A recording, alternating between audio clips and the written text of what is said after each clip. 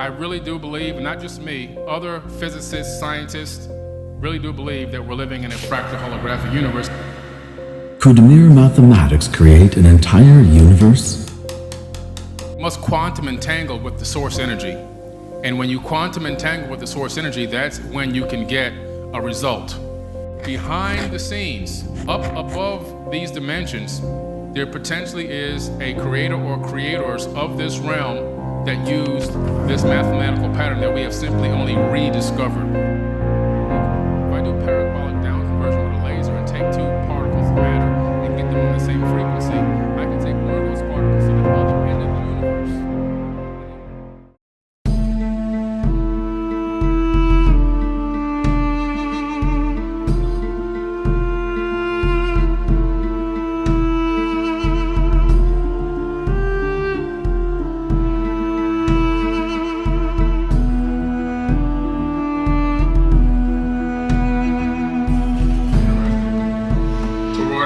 Flow through tetrahedrons. Everywhere you look on any planet or any moon where you can insert a tetrahedron, where those points touch the planet from the inside, if you're able to make a diagram like that, you'll see that there's going to be a lot of geological activity on those planets, a lot of storm activity as well. This is the reason why this is important, because I'm making the correlation between how much power is in this structure, in this sacred geometrical shape. If you're using it to access portals of higher dimensions, and you're creating, or activating the star tetrahedron. It's a very, very powerful form that has a lot of control over the ether of space-time and also energetically over bodies in space. The hexagonal shape of this double tetrahedron is seen from above. Also can be seen at the north pole of Saturn. There's also one on Jupiter too. So if you look at Jupiter images and NASA images, there's a tetrahedron or a hexagonal shape at the very top. And also, of course, that represents the 6-point star or the Metatron's cube. So this is all important because you have to understand, how do you move from one place to another through space-time? You have to understand coordinates. You have to understand energy sources. You have to understand axes. So we kind of covered that in a kind of a fragmented way so that you can understand these are all the fundamental basis of how tetrahedrons operate and work, how they draw their power and their source of energy. And we only have just 2 more clips to go and we'll end for the day. This will show you one way that we now get movement. Yeah.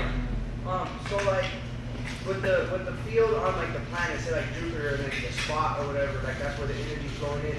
Would that because as above so below be the same with our field, like in those certain 19.5 degrees, like where like the energy is most concentrated kind of thing? That's right, 19.5 degrees on our own tetrahedron flow inside of our own torus, we're going to have those same energy wells as well. It's as above so below, just like the planet. Yeah, exactly, just like us. That's where a lot of the power sources come. It's an untapped, unlimited source of power energy, and it's this came from a NASA scientist. It's multi-dimensional energy. That would be flowing through our body too, wouldn't it? Absolutely. Jupiter or Saturn or anything. It's just the same. We're like a planet. We're just a planet that can walk around. We're just like planets, exactly what we are. And now how do we get movement? Movement comes from frequency and vibration.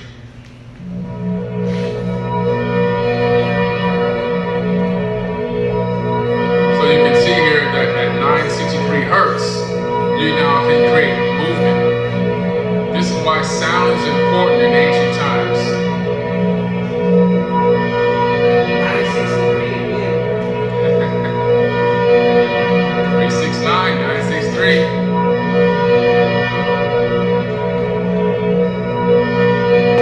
You know, it's really amazing.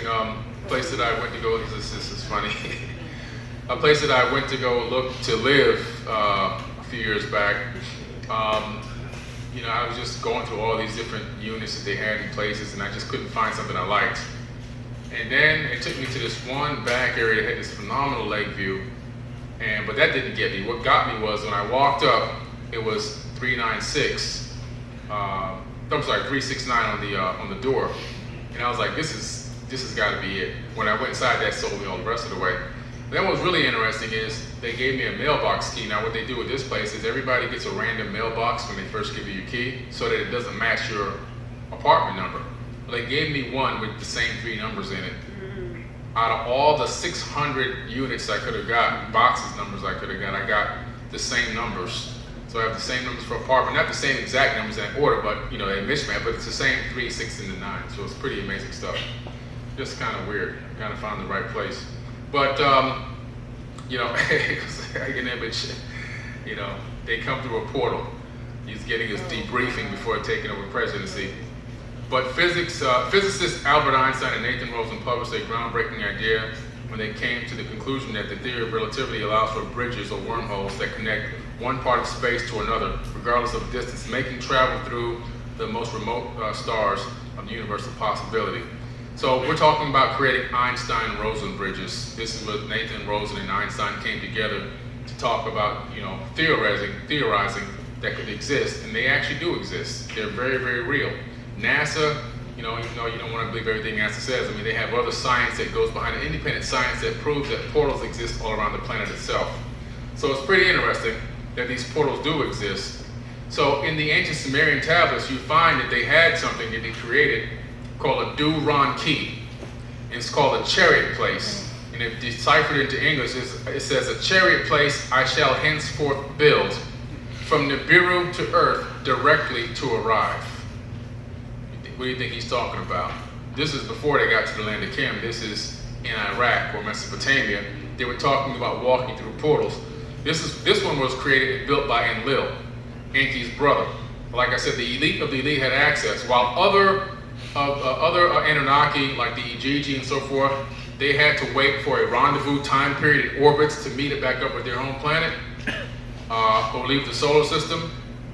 This, you know, the elites would walk through a portal, but they had in their hand a Jed Pillar Ankh. These portals were attuned to the resonant frequency of their bodies. There's a place in Romania called the Buchigi Mountains. Anybody ever heard of Buchigi? Yeah? There's a sphinx there, a gigantic sphinx. It's the same sphinx as you see in the movie Prometheus, basically. It's identical. I guess that's where they copied it from. But the reason I bring it up, inside of this sphinx, and there's a 2.5-hour documentary that I was a part of. It's on YouTube. It's free. Buchigi Mountain.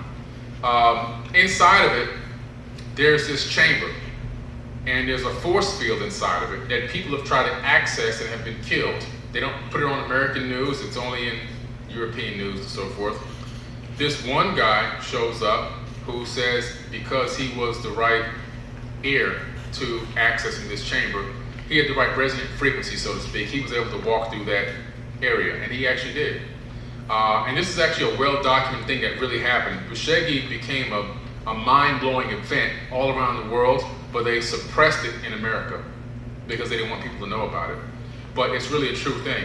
Just like he had the right genetics or right frequency resonance to walk through that shield, and you're going to see different types of encryption like this in the future. You're going to see encryption.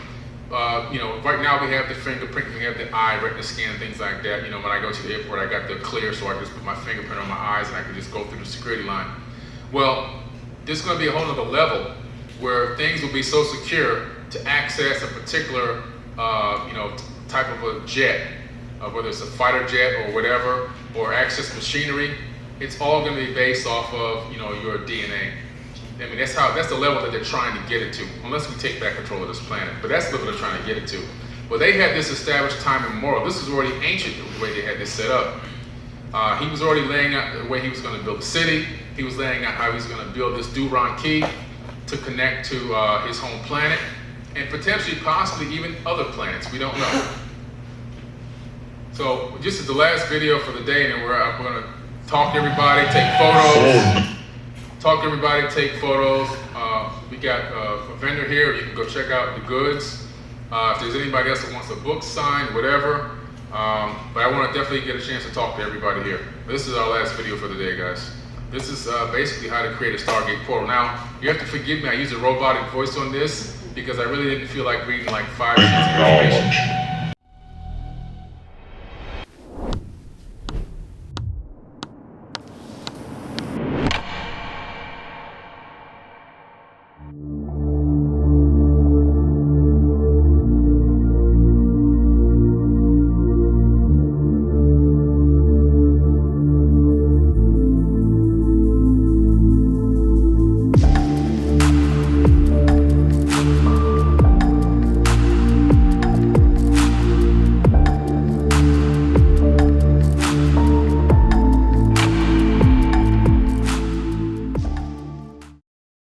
to open a stargate portal. A stargate portal is a man-made device which opens a doorway in space and time and enables travelers to connect to distant realms or higher dimensions. NASA has discovered that portals exist naturally around the Earth.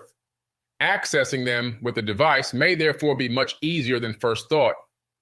Known as X points, portals are born from the mingling of Earth's magnetic field with incoming solar winds. It is where the sun and Earth become connected by an uninterrupted path. These portals open and close a dozen times each day.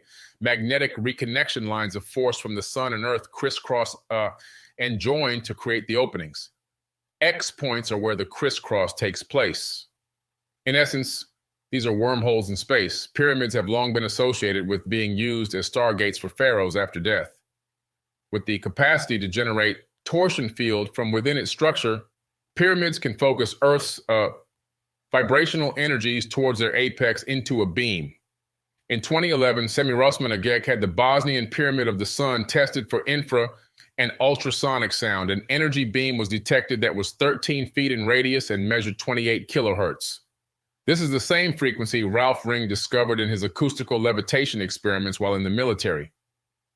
Further experiments by Dr. Sloboda and Mishdrak from 2010 to 2012 showed that the source of the 10 kilowatt ultrasound energy beam from the Pyramid of the Sun is a metallic plate beneath the pyramid at a depth of 2440 meters, or approximately 1.86 miles. On some level, pyramids seem to operate like giant radio receivers. But instead of collecting radio frequencies, they collect Schumann frequencies from the ionosphere. A radar image of the UV coverage by the telescope in Kunming, China, shows that it forms a kind of eye at its center. This has many symbolic implications. As we shall see, the word pyramid comes from the prefix pyre, meaning fire, and the suffix mid, meaning middle. When combined together, they form the concept fire in the middle. Les Brown describes this middle as the root or first dimension. Dr. Patrick Flanagan believes the 5 angles of the pyramid project a beam of radiation towards the center into what he refers to as biocosmic energy. Jopa describes it as the place where mass particles emanate from. Mathematically, it is the geometric center of the pyramid. Dan Davidson spent 35 years of personally funded research in defining how shapes and different materials convert universally into other forces and energies. In his book, Shape Power, a pyramid shape acts like a lens, focusing the Earth's magnetism. The reason the pyramid shape is the best at focusing energy in this way is because on the atomic level, the abundant element carbon, which is the basis of all known life in the universe, uses a tetrahedron shape in making organic compounds. The fire in the middle concept has been incorporated into the fields of mathematics and physics. Marco Roten's symbol for enlightenment. This concept buried deep in his vortex-based mathematics. Where number represents geometry, he calls it the primal point of unity. Roten's powerful symbol has been compared against other secret symbols, like the Freemasonry symbol for the square and compass, and the Masonic tattoo of the sun in the middle of a triangle with an eye at the top surrounded by an Ouroboros. In the 12th century, the shield of the Trinity diagram orientates the triangle upside down, while a related Tetragrammaton puts the face of God in the center. Churches all over Europe use this symbol. In the 5th chapel of the Palace of Versailles, France, a Tetragrammaton has a triangle with the full letter name of God written in Hebrew in the center and enclosed by a circle. While the circle represents unbroken, perfect symmetry, Chapa defines it as the energy bubble or pyramid orb a pyramid creates when it is energized. Marco Roten defines the bubble as a torus. In either case, it represents the physical manifestation of energy in 3 spatial dimensions. One of the more profound representations of the fire in the middle concept is derived from metaractors. This 10-point pyramid, arranged in 4 rows, was below. Hey everyone, it's Billy Carson, aka Forbidden Knowledge. I want to congratulate all of our initial investors. We have investors from all over the world that participated in round 1, 2, and 3. Forbidden Knowledge is proud to announce that we are launching our Reg D 506C. This will allow accredited investors to participate in investing in Forbidden Knowledge. You can be a part of a company that's on the bubble that's literally ready to pop. So make sure you look into everything we have going on. Make sure you read our description below. And also remember, in round 1, 2, and 3, shares started at $1 and moved all the way to $2.50 by the time we got to round 3 in our Reg CF rounds. Now our pre-money valuation is well over $50 million. So it's a great time to participate in a company that's not quite a startup and not quite popped yet. Our ultimate goal is to get to NASDAQ, and we will do that. So make sure that you guys click that link below and find out more about investing with Forbidden Knowledge.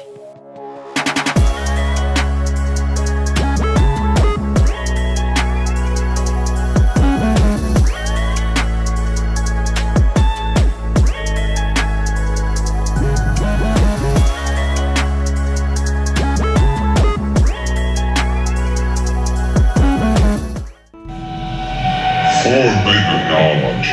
Hey Billy, Yeah, have you ever heard of tuning fork therapy or tuning fork healing? yeah, absolutely. Yeah, I was kind of reminding me Yeah. of me and him are practitioners of tuning fork healing. Oh, yeah, that's real powerful stuff. And I was wondering if I could get like a copy, a picture of that chakra frequency chart. Okay, yeah, definitely, I'll get it to you, no problem. Thank you. Yeah, Dr. Masaru Emoto's understudy, after he passed away, I had the benefit of actually meeting with her and going to one of her classes on tuning forks. Oh yeah, cool. Yeah, I that's love powerful that. stuff. Yeah. Yeah, man, yeah. So that wraps up today. Everybody's getting a little, it's been a long day. Tomorrow we're gonna do it all over again. We're gonna do a lot of stuff with hieroglyphs tomorrow, and a lot more information. There's so much information to talk about. I could talk about this stuff for years. but come tomorrow ready to go again, ready to learn. And I appreciate every single one of you for coming out. I will be available to take photos, shake hands, talk, and everything else. Because I'm not going to leave. I'm not going to run right out of here. So I'll be here. But thanks again. I appreciate you guys for the day. Thank you, Billy.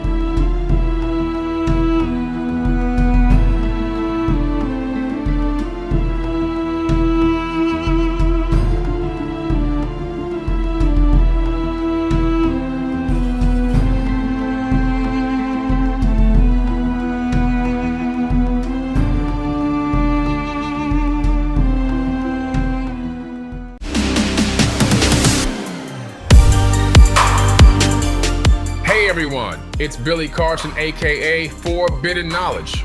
I am thrilled to introduce to you an extraordinary weekend event happening right here in Miami, Florida on August 3rd and 4th. It's none other than the second annual Forbidden Conscious Awards weekend. After the tremendous success of last year's event with over 1,200 attendees from around the globe, we knew we had to make this year's event even more spectacular. On Saturday, we have a captivating conference lined up featuring world-renowned speakers such as Muhammad Ibrahim, Merkaba 13, Robert Grant, Billy Carson, and a women's panel panel hosted by Elizabeth Carson. Following the conference, we'll set sail for a VIP yacht cruise at sunset where you'll have the chance to mingle with your favorite nominees and celebrity guests, all hosted by yours truly, Billy Carson. On Sunday, August 4th, kicks off with a Forbidden Knowledge book publishing signing event, followed by the highly anticipated second annual Forbidden Conscious Awards. This is a red carpet affair, so come dressed to impress. Remember last year we surprised a lucky guest with an Audi A4 during the awards, and this year we're upping the ante with a chance to win a Mercedes-Benz. So make sure you secure your tickets early. This event is sure to sell out quickly. I cannot wait to see each and every one of you there for what promises to be an unforgettable weekend.